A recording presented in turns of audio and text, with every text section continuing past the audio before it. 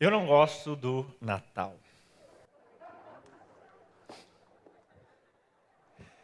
Em primeiro lugar, por causa da ceia, né? Eu sou vegetariano e aí você já sabe, né? Eu passo o Natal inteiro comendo panetone, aquele arroz com frutas e sempre tem farofa também. É complicado porque eu não sei, mas todo mundo engasga no Natal. Já percebeu?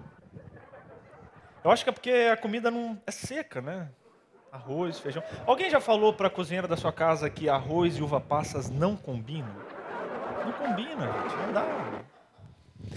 É complicado.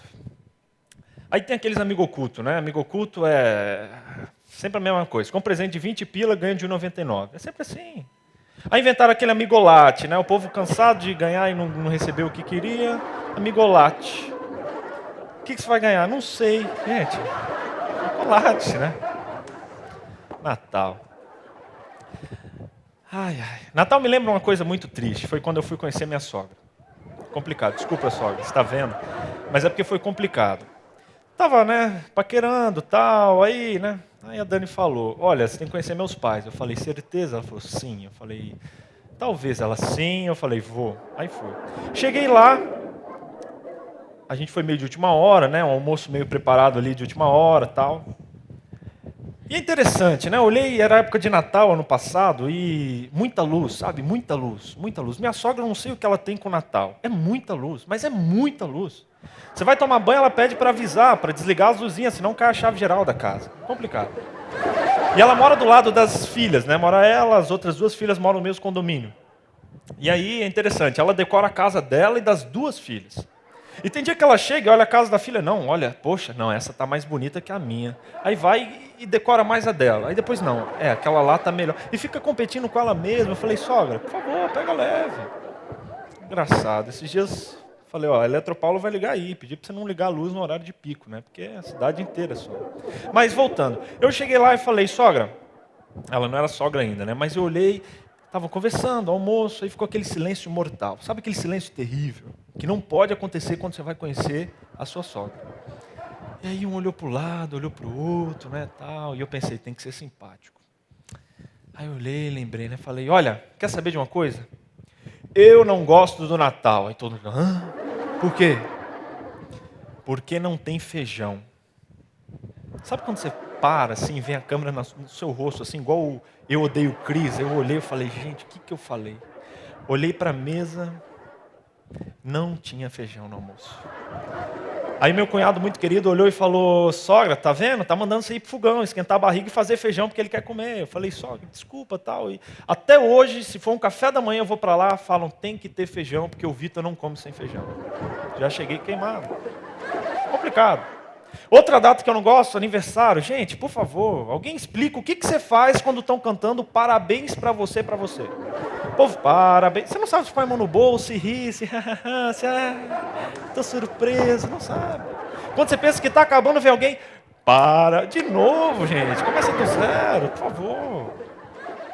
Aí acaba tudo, você não, tranquilo, né? Ah, vai abraçar, aí vem lá. Pro fulano tudo ou nada. Aí você, tudo, dois gatos pingados. Então como é que é? Gente, perguntou como é que é, não se é ou se não é. Aí a música com o maior conteúdo que eu já vi, né? É pique, é pique, é pique. Gente, é esconde-esconde? Aí vem outro e fala, é hora, é hora, é hora. Hora de quê? Ratim. Bom, gente, deixa o castelo pra lá, por favor. Aí vem, né? Aquela música que eu acho que tinha que ser proibida. A música destruidora de famílias, né? Com quem será? A música sem fim.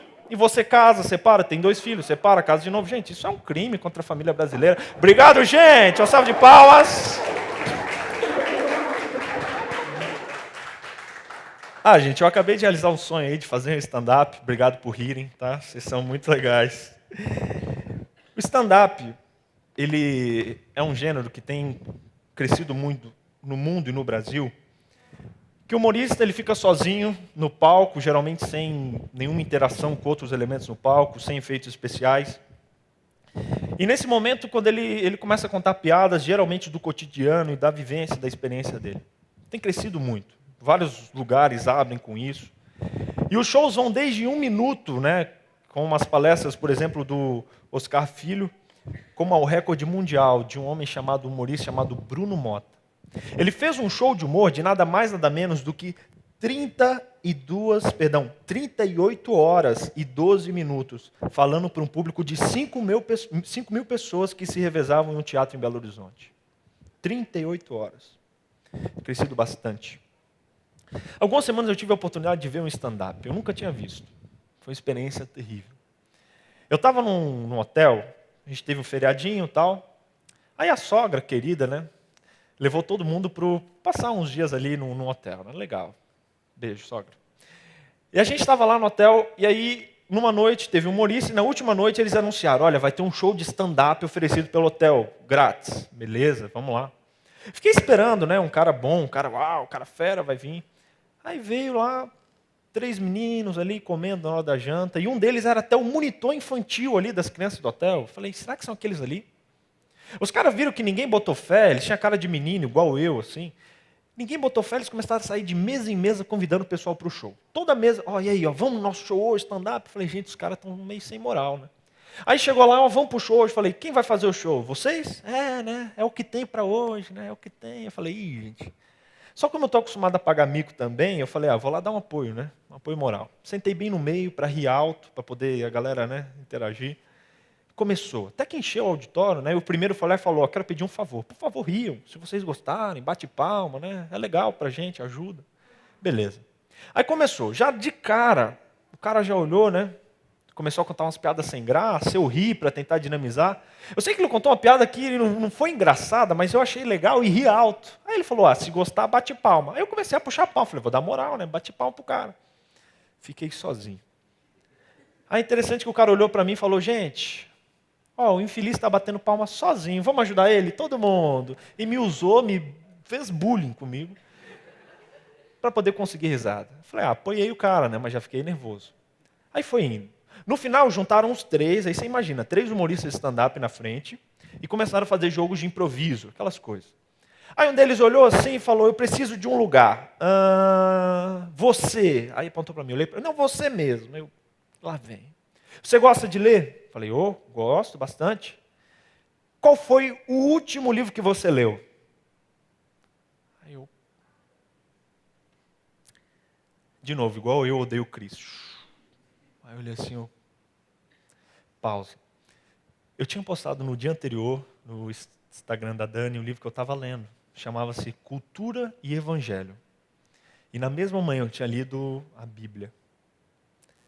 Aí eu fiquei pensando, gente... Se eu falar aqui num show de stand-up, com 3 caras na frente, esperando qualquer piada para poder tirar sarro, que eu estou lendo um livro chamado Cultura e Evangelho. Se eu falar que eu estou lendo a Bíblia, nossa, você é apedrejado aqui. Aí fiquei pensando, sabe aqueles 5 milésimos de segundo que parece uma eternidade? Aí voltei para a vida real, cara, eu não li livro não, era uma revista. Aí os 3 juntos, né? Aí eu... Não, nada disso. Aí o cara, além de, né, isso aí é mentiroso. Aí eu, tá bom. Aí desconversou, mas sabe, eu não consegui prestar mais atenção no show. Eu fiquei pensando. Nessa hora foi como se eu tivesse ouvido lá no fundo da minha mente o galo cantando assim 3 vezes. E eu imaginei, será que eu fiz o certo? Imagina se eu tivesse falado que eu li a Bíblia. É bem provável que eu seria zoado naquele momento. Mas será que naquele auditório gigante, alguém não se sentiria impressionado ou tocado de um moleque lá no meio ler a Bíblia ainda, nos dias de hoje? Eu fiquei pensando nisso, fui para o quarto, sabe? Aquele dia até saí para caminhar um pouco. E me veio um texto de Paulo, sabe? Não me envergonho do Evangelho. Aí eu pensei e me lembrei das pessoas na antiguidade, né? Quando eram colocadas na frente de uma fogueira, na verdade amarradas na fogueira, e não tinham 3 humoristas querendo zoar a pessoa, não. Tinha um cara com a tocha de fogo na mão dizendo, e aí, nega Jesus ou morre? E as pessoas não negavam Jesus. Pessoas com guilhotina, cabeça na forca, dizendo, olha, nega Jesus ou morre? Não nego Jesus. E eu na frente de 3 humoristas neguei. Aí eu fico imaginando os personagens bíblicos, né? Noé, passando a vergonha de construir uma arca e ficar anos e anos construindo um barco num lugar que nunca tinha chovido. Para quê? Aí eu fico imaginando outras pessoas, como os pregadores da antiguidade, os profetas, pregavam. Eu não sei se você teria coragem de ir nos Estados Unidos hoje em dia, lá no Obama, bater e falar: olha, deixa o meu povo ir, senão meu Deus vai castigar vocês. Você teria coragem? Vergonha. Vergonha. Às vezes a gente se envergonha de muita coisa. Da nossa roupa, do nosso cabelo, dos nossos pais, dos nossos filhos. Muitas vezes de Deus. Às vezes a gente olha para o lado e tem pessoas que a gente pode testemunhar, mas a gente tem vergonha. Será que vão me zoar? Será que vão achar que eu sou o quê? Aí vem Paulo, né? Aquele texto, eu cheguei no quarto e procurei na mesma hora no computador e li na íntegra, Romanos 1,16, que diz: porque não me envergonho do evangelho de Cristo, pois é o poder de Deus para a salvação de todo aquele que crê, primeiro o judeu e também o grego. Não me envergonho do evangelho. Olha só o que Paulo disse. Em primeiro lugar, Paulo mostra coragem. E essa coragem de Paulo, ele não mostra aqui falando para o pessoal de igreja, pessoal que vive no nosso contexto hoje, que está na moda ser evangélico, não. Ele escreveu para cristãos que moravam em Roma, uma cidade que era uma mistura de Beverly Hills com, sei lá, com Harvard hoje em dia, e ainda totalmente assim deturpada a moral naquele lugar. E ele olha e fala: meu amigo, eu não tenho vergonha do evangelho. Tanto é que ele não teve mesmo. A gente falou uns programas para trás que ele foi lá e pregou. E eu não tenho vergonha do evangelho. Eu não me envergonho do evangelho. A gente vive numa cidade gigante hoje, São Paulo, ou você pode morar em outras cidades. Mas eu pergunto, será que você poderia dizer as mesmas palavras de Paulo? Não tenho vergonha do evangelho? Aí você olha, pastor, por que eu não me envergonho? Paulo responde: eu não me envergonho do evangelho porque ele é poder. Gente, o evangelho é poder, é poderoso. Como é que você vai ter vergonha de uma arma incrível que as pessoas estão esperando para transformar a vida delas? Não tenho vergonha do evangelho porque o evangelho é poder. É como se você fizesse parte de um time que já ganhou e você tem vergonha de usar camiseta. Eu sou São Paulino, mas aqueles que só usam camiseta quando o time ganha um título, né? Eu sei que você pensou que eu estou há um tempo sem usar, eu também sei. Mas quando ganha, eu gosto de usar camiseta. Eu visto e saio por aí, meu amigo, olha só, sou desse time.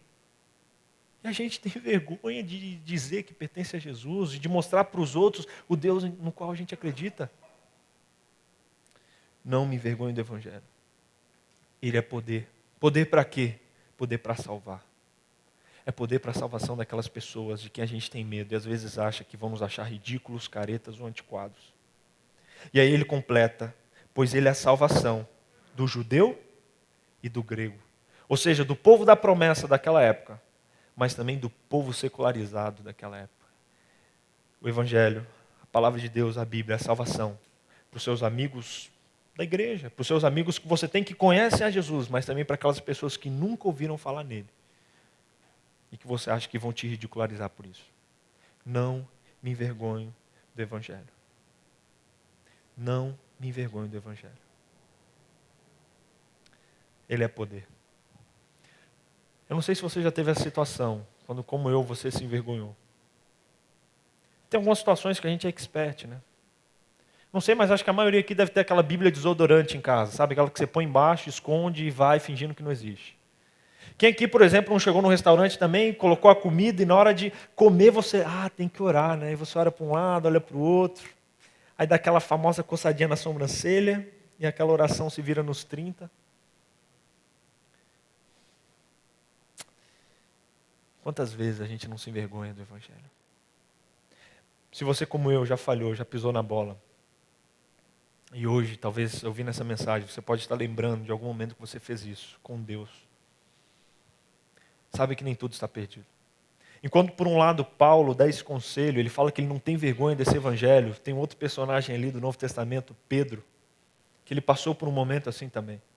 A Bíblia conta que ele negou Jesus nada mais, nada menos do que 3 vezes. Imagina, você diz que ama Jesus e algumas horas depois você está negando ele. E a Bíblia conta que ele negou e o galo cantou e imagina, eu fico imaginando a cena, Pedro, um dos discípulos mais próximos de Jesus, negou Jesus, imagina a gente. Não estou passando a mão na cabeça de quem faz isso, mas é difícil. Mas enquanto a gente vê Pedro errando, Pedro negando Jesus, e o galo cantou, e a Bíblia conta que ele saiu, chorou e se arrependeu profundamente. Antes dele sair, a gente percebe, e o relato conta que Jesus olhou para Pedro. E Pedro, mesmo tendo acabado de negar Jesus, ele encontra um olhar maravilhoso, um olhar de salvação, um olhar de perdão, um olhar de amor, um olhar de carinho, dizendo: filho, eu te perdoo. E é interessante que essa experiência terrível na vida de Pedro, negar Jesus, o Filho de Deus. E eu fico imaginando Pedro, né? Talvez quando for para o céu ressuscitar, imaginar que essa história foi contada o resto da existência dessa humanidade, a vergonha que ele passou. No entanto, daquela vergonha, ele olhou para os olhos de Jesus, recebeu o amor que veio dos olhos de Jesus, saiu, se arrependeu e se transformou em um dos maiores pregadores que esse mundo já conheceu. Fez milagres, transformou a vida de pessoas e coordenou a primeira igreja que existiu nesse mundo. A igreja de Cristo, a igreja que Cristo deixou que Pedro cuidasse para ele também. Não me envergonho do Evangelho, porque ele é poder. Se você se envergonhou, ele ainda é poder, ele pode te transformar e te fazer uma testemunha viva para as pessoas que te cercam. O mesmo Pedro, ele escreve em 1 Coríntios 1:23, e eu gostaria de terminar com esse relato. Ele diz o seguinte: mas nós pregamos a Cristo crucificado, que é escândalo para os judeus e loucura para os gregos. Perdão, aqui escrito por Paulo, né? Paulo ele diz, cita de novo judeus e gregos, mas ele diz: eu prego esse Cristo crucificado, esse Cristo morto. E olha o que ele diz, que é escândalo para os judeus e loucura para os gregos. Naquela época o evangelho era escândalo, era loucura, mas mesmo assim ele pregava. Tanto é que ele foi morto por isso. Pedro negou Jesus 3 vezes, mas a tradição, Jerônimo conta que ele foi morto numa cruz e não negou. Quando foi colocado na cruz, a história conta que ele pediu para ser crucificado de cabeça para baixo, porque ele disse: eu não sou digno de morrer igual Jesus Cristo. Paulo também morreu por não se envergonhar desse evangelho. Eu pergunto, será que eu e você, se fôssemos colocados diante de uma situação tão difícil, a gente permaneceria fiel? Eu tive uma aula de arqueologia quando eu estudava, e o professor Rodrigo Silva ele mostrou uma descoberta que me impressionou muito, me tocou bastante. Eles estavam escavando ali ruínas da Roma antiga, e eles encontraram um muro do que antigamente era descobriram que era uma escola do imperador, uma escola. Geralmente ali, mais ou menos ensino médio, não conseguiram definir ao certo, mas de jovens mais crescidinhos. E eles ali escavando o muro, eles encontraram um desenho que chamou muita atenção deles. Começaram a escavar, e quando olharam o desenho, alguns até se assustaram. Estava desenhado uma cruz, e nessa cruz, um homem com cabeça de burro. E do lado, um garotinho, como que reverenciando aquele momento. Eles não entenderam muito bem, acharam meio estranho e começaram a escavar mais. E descobriram que tinha uma inscrição escrita ali, como se fosse uma pichação daquela época.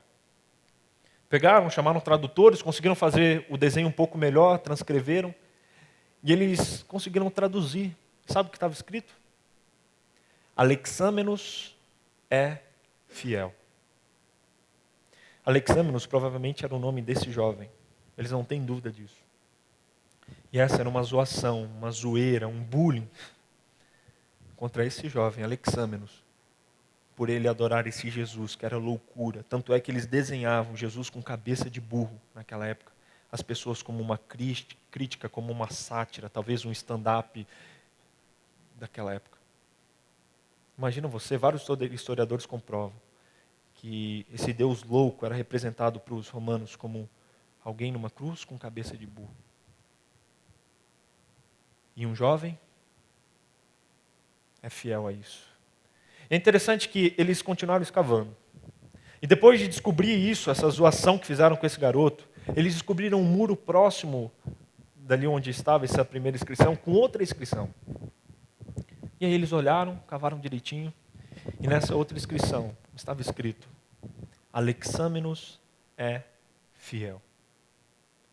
Foi escrito claramente por outra pessoa, como que uma resposta a esse protesto, a essa zoeira que fizeram com ele, dizendo: Alexâmenos, a gente te admira, porque você é fiel. Será que você seria fiel igual Alexâmenos?